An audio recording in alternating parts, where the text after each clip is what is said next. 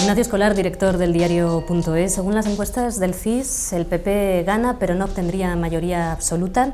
¿Es esto inmutable o crees que puede tambalearse de aquí a las elecciones? No, yo no creo que sea inmutable, pero sí que es verdad que es la tendencia que están reflejando todas las encuestas. Todas las encuestas están dando al PP como primera fuerza, pero con un deterioro grandísimo. Estamos hablando de que el PP pierde prácticamente 1 de cada 3 votantes, pero sigue siendo, o parece que sigue siendo, o que parece que vaya a ser el partido más votado.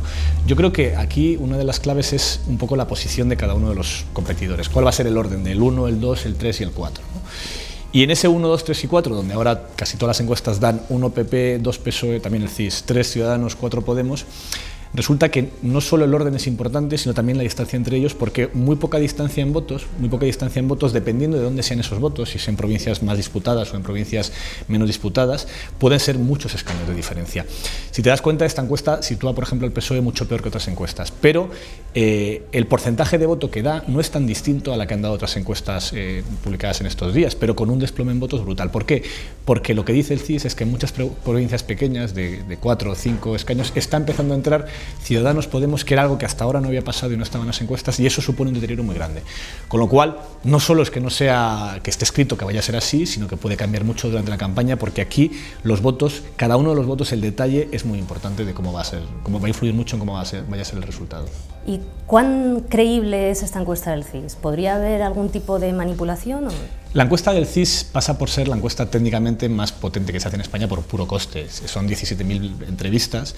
17.000 entrevistas en toda España no lo hace nadie más que el CIS, y en teoría los brutos son difícilmente manipulables.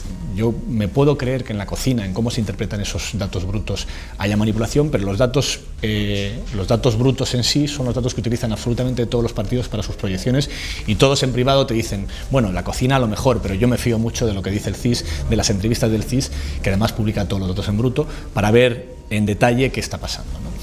Y lo que te da el CIS es, en ese detalle, pues tiene puntos muy curiosos, ¿no? Por ejemplo, la distancia en intención directa de voto que tiene el PP con respecto a los demás no es tan alta a como luego se traduce en los escaños. ¿Por qué? Por una interpretación de sociólogos, que es, hay muchos sociólogos que cuando hacen los cruces sobre ese porcentaje de indecisos, que es el más potente en la intención directa de voto, la respuesta más común al CIS es que no lo saben, el cuerpo electoral que más resultados sacan, es después cómo se atribuyen esas respuestas para hacer la proyección. Lo que hace el CIS es preguntar por el recuerdo de voto, preguntarte qué votaste antes, para saber si estás mintiendo. Porque si de repente hay gente que ha olvidado que ha votado al PP o al PSOE, o que recuerda haber votado a Podemos en las generales, cosa que es imposible, es que hay gente que está mintiendo. Y sobre eso se hacen las proyecciones sobre indecisión.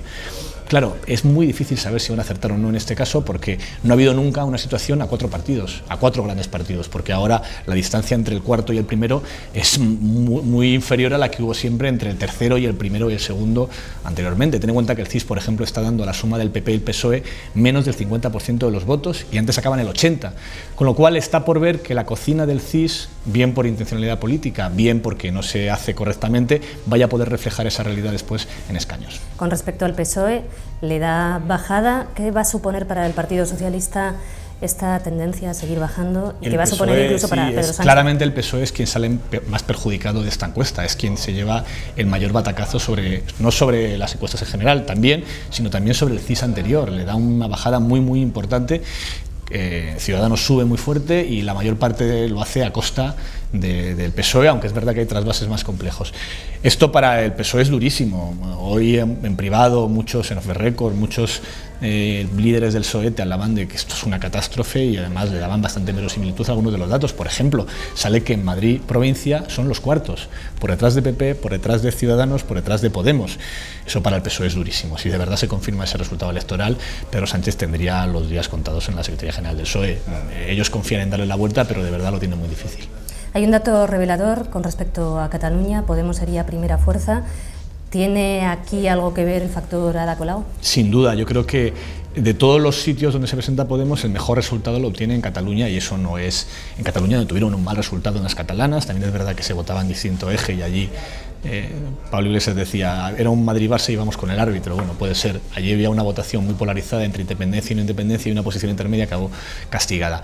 Pero aquí claramente Colau ha conseguido, al implicarse en esta campaña, que no lo hizo en la anterior, está consiguiendo, al menos en las encuestas por ahora, un cambio tremendo, ¿no? Y incluso en Podemos, si miras los datos de Podemos por separado, comparado con Podemos, con las confluencias en Valencia, en Cataluña y en Galicia, te sale que suman tanto las confluencias en escaños, según el CIS, como Podemos por separado en todo el resto de España.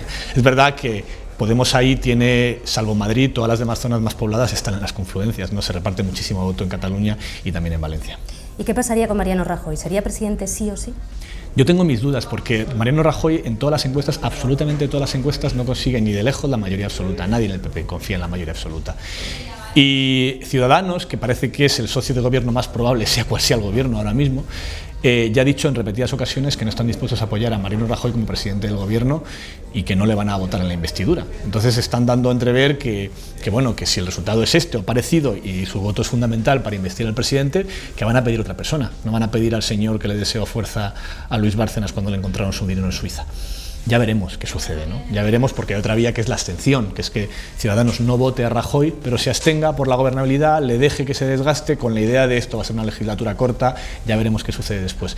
Pero yo creo que a día de hoy Rajoy lo tiene realmente difícil para ser presidente del gobierno, incluso si el PP consigue ganar las elecciones. Ignacio Escolar, muchísimas gracias por estar en la Express del diario.es. Gracias a ti, Olga.